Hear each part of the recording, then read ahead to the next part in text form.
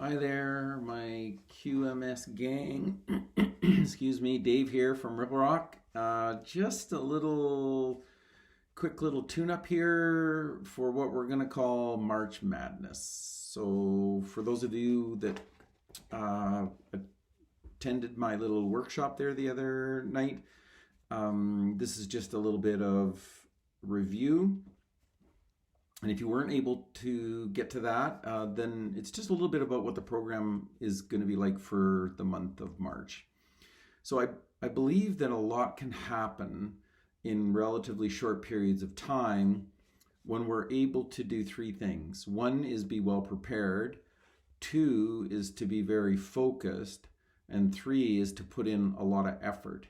Effort and focus is a magical combination of things that if I have a lot of effort, but I'm not quite focused, it doesn't really get me very far. And if I'm super focused, but I don't put in the effort, well, that doesn't work either. So I've got to be well prepared for it to happen. So if it's possible to get like a quantum leap today, then I'm ready for it. And we never know when they're going to come. And if we're ready and we go about each individual little thing that we do with lots of effort and by putting in the right amount of focus, then that's going to create the greatest opportunity for growth. So the first thing that we talked about is just the notion of setting some goals. So we really need some kind of an outcome goal or a couple of outcome goals for the end of the month. Those would be the things that we're achieving to get. So one of those goals might be to use the month of March to be able to be better prepared for each one of my lessons moving forward. So we really see what it takes in order to be really prepared for a lesson, and we practice it every day this month, and then that's there forever, is that you do come to the lesson really well prepared, that you're well fed and well hydrated and well rested, you've done a little bit of visualization, like you're ready. You do a great job of tacking up your horse. You have a great warm-up. We have a really simple, straightforward, chunk it down, do really well during the lesson. And then you warm down and you take the tack off of your horse and clean things up and feel really good leaving the barn. Like that's what we're after. And so let's use March to sort of begin to do those sorts of things. So on top of outcome goals, which would be very specific towards how it is that I will be at the end of the month, then we need two other goal categories. And one is performance indicators. So you've got to select some very specific things that you're working on. And so if we're trying to get our horse to do certain things, we imagine what that would look like if we're doing way better with it at the end of the month.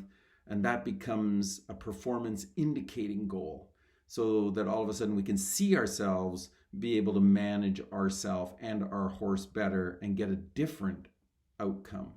So those are performance indicating goals. And then the last set of goals, those are our performance attributes, or I call them process attributes because they are my performance, not my horse and mine's performance, but they're mostly simply characteristics of who I am. And that's the notion of I'm going to show up, I'm going to stay calm and relaxed, I'm going to stay positive and patient, I'm going to be focused and put in my best effort, those kinds of things. So setting some simple goals for the month in terms of outcome, what we want in terms of performance, so being able to see ourselves performing at a higher level and being able to see ourselves managing ourselves at a higher level. Those would be the first things that we're going to work on. So the second thing is the notion of showing up for every riding session. So I've just got that little list here. So well fed, well hydrated, well rested, having visualized what I would like my lesson to look like. So the outcome, as well as my performance indicating goals, as well as my attribute goals. So I see myself riding my horse better and getting a better outcome. And then the last thing is to make sure that we have our athlete A. And athlete A is that girl or that boy that's happy to make themselves a little bit uncomfortable, likes the challenge, likes it when it feels just a little bit risky, often makes mistakes in training because they're pushing themselves hard, and just manages those mistakes well, which is a real gift. And when you learn to manage your mistakes well, all of a sudden you stop making so many. because there's no worry or doubt about making the mistake. You just know if I made one, I'd manage it well. And so therefore, we typically make less. And then the third thing for March Madness is just to keep things super simple. So I chunk things down, just do one little simple thing at a time. I do it and then I let it go.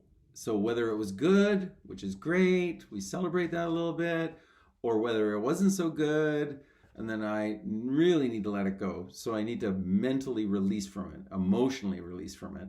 And our technique there is to do our little smear, that little physical smearing. So sometimes it's the reins in between the thumb and the forefinger, or it's just a brush down your leg, or it is that you can just smear the hands a little bit, but I have to physically do something to begin to let it go.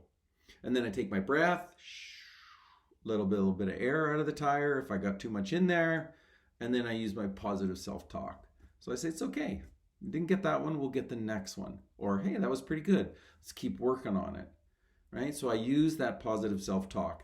Remember, the mind works way better when it's positive than it does when it's negative. We know that now. We've always known that, but now we actually got scientific proof that when you're doing things in a really positive way, when you're enjoying yourself and you're happy, even when you're under a lot of pressure or there's some tension in what it is that you're doing, a really nice part of your brain, a very effective part of your brain lights up.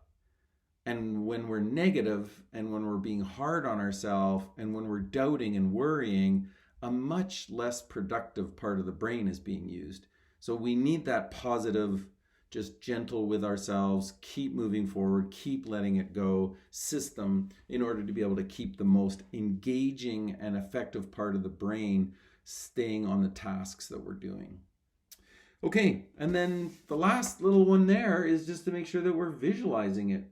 So we visualize a little bit before we get there, and then before each pass, we do a little visualization. So in the warm-up, we're doing a certain thing, you get asked for something else, you just imagine yourself doing that, and then we go into it.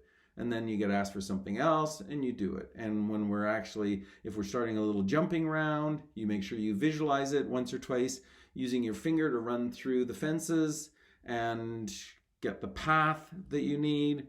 You imagine yourself collecting, you imagine yourself finding the new line, you imagine yourself getting the rhythm and pace, you imagine the distance showing up that you need, and then next thing you know, we're collecting and starting all over again. So we collect, we find the line, we get the rhythm and the pace, we find the distance, we just keep it super simple.